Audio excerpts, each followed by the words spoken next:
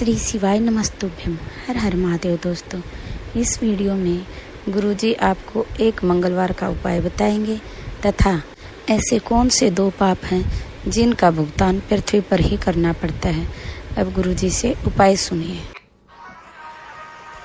कभी मौका मिल जाए, विवाह शादी में देरी हो रही हो, या कोई नया कार्य चालू कर रहे हो उसमें देरी हो रही हो, या कोई सर्विस के लिए नौकरी के लिए जा रहे हो और वो कार्य नहीं हो रहा हो, तो एक धतूरा, केवल एक धतूरा, उस धतूरे को फोड़कर उसके अंदर का फल निकालना, उस फल को शिवलिंग पर चढ़ाकर 1 लोटा जल शंकर भगवान को समर्पित कर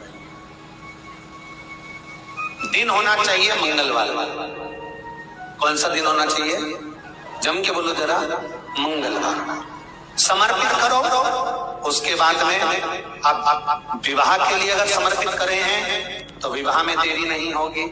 व्यवसाय और व्यापार के लिए या नौकरी के लिए समर्पित करे हैं तो उसमें अब गुरुजी को आगे सुनिए। गुरुजी बहुत अच्छी बातें बताएंगे, इसलिए वीडियो को पूरा देखना और वीडियो पसंद आने पर वीडियो को लाइक शेयर करना तथा चैनल को सब्सक्राइब करना और बेल आइकन जरूर प्रेस करना ताकि नई वीडियो की नोटिफिकेशन आपको मिल जाए।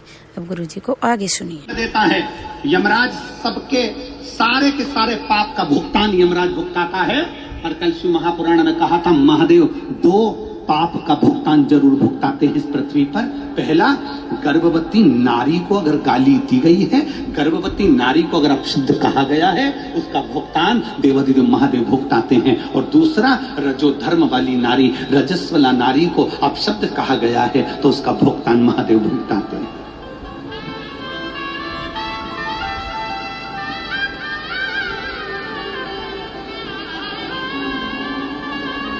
दो समय उसके पाप का भुगतान महादेव भुगतान देते हैं। थोड़ा समझदारी रखो अपने भीतर, थोड़ी सतर्कता रखिए अपने भीतर, थोड़ी सब्र रखिए अपने भीतर। आपको कहने की जरूरत नहीं पड़ेगी, आपको किसी को दंड देने की जरूरत नहीं पड़ेगी, वो है देने वाले।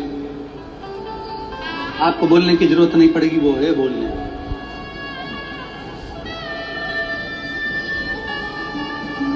कथा आती है,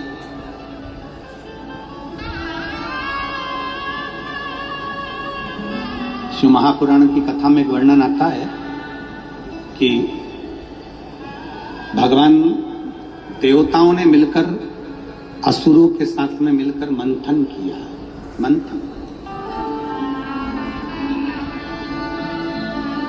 इस मंथन में सबसे पहले गौ माता निकली है। गौ माता के बाद में विष निकला है।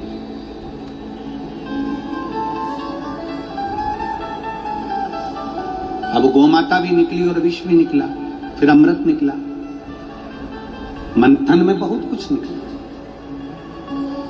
फिर मंथन में अमृत भी निकला तो मंथन में लक्ष्मी भी निकली है, मंथन में रतन भी निकले हैं, मंथन में माणिक मोती भी निकले हैं, मंथन में औषधि भी निकली है और मंथन में हाथी भी निकला।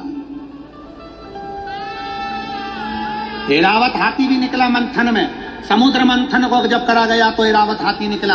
हाथी को देखकर भी समझ जाना कि वो ऐरावत हाथी जो मंथन में निकला वो क्यों निकला। मंथन में हाथी निकलने की क्या जरूरत थी? मंथन में ऐरावत हाथी की क्या जरूरत पड़ गई? मंथन में ऐरावत हाथी क्यों निकला?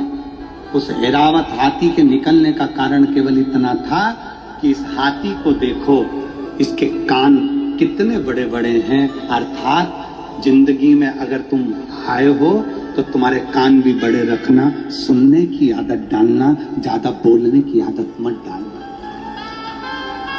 कान बड़े।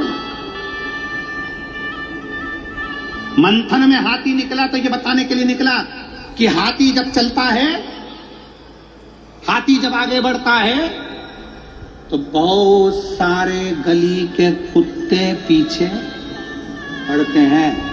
पर हाथी से हमको ये सीखना है कि हाथी पीछे पलट कर नहीं देखता कि कौन कुत्ता हमारे को भौंक रहा है। अजब अजब।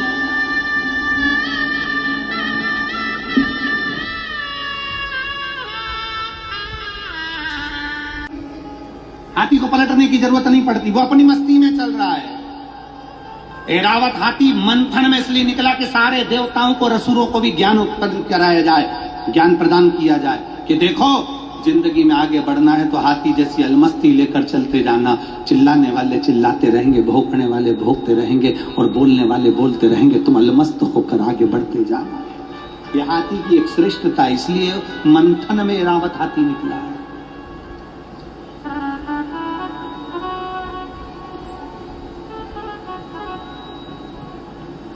और हाथी की सबसे बड़ी श्रेष्ठता ये होती है कि हाथी को जो भी मिलता है ना, हाथी उसको ऊपर,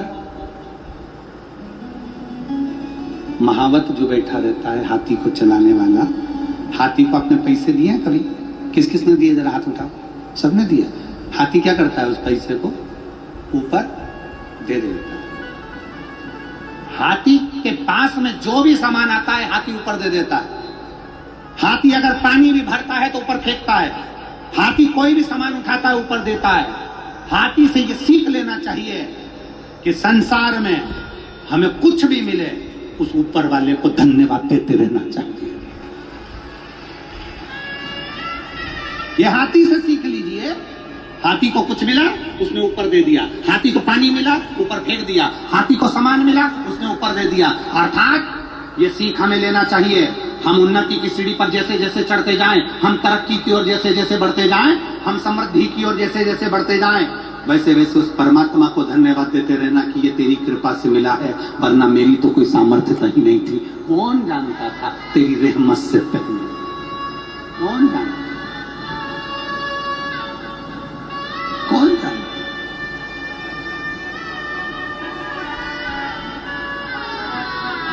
और मैंने तेरे ही भरोसे बाबा, तेरे ही भरोसे हवा विच उड़ती जावांगे बाबा, डोर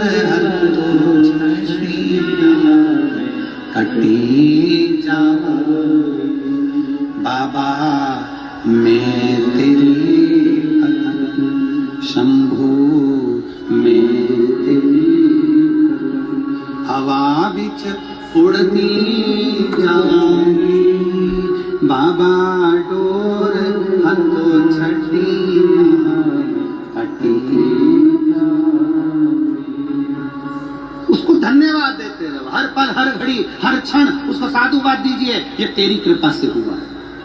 आज अगर ओम प्रकाश जी कथा करा रहे हैं, प्रकाश जी कथा करा रहे हैं, अगर ये सारा परिवार बैठा हुआ है, जयसाल परिवार बैठा हुआ है, साथ में पूरे परतवाड़ा के लोग बैठे हुए हैं, आसपास के क्षेत्र के लोग आए हैं, भक्त लोग, वो सुन रहे हैं कथा, आप अगर शिव महापुराण की कथा तक पहुंच गए तो बाबा को धन्यवाद देना, ये तेरी कृपा से हम यहाँ पहुंचे और तुमने हमें यहाँ बुलाया। हमारी सामर्थ्यता नहीं है,